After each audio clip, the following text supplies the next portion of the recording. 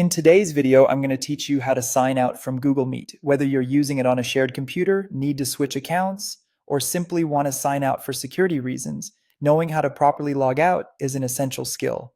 So let's dive right in and walk through the process step by step.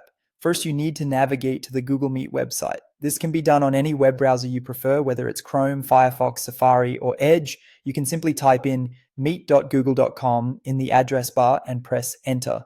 This will take you to the Google Meet homepage where you'll see the options to start or join a meeting, among other things. It's a straightforward interface designed to be user-friendly, so you should feel right at home.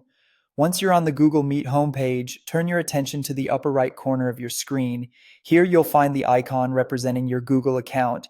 It's typically your profile picture if you've set one, or a circle with your initials if you haven't. Click on this icon and a drop-down menu will appear. This menu allows you to manage account settings, switch between accounts, and most importantly for today's task, sign out of your account. With the drop-down menu open, look carefully for the Sign Out option. It's usually found towards the bottom of the list. Clicking on Sign Out will disconnect your session from Google Meet. This action ensures that your Google account is not linked to the browser you are currently using, which is particularly useful on public or shared computers. A quick tip: if you have multiple accounts logged in on that device, signing out from one account won't automatically sign you out from the others. You might have to repeat this process for each account. Doing so will help maintain privacy and protect your information.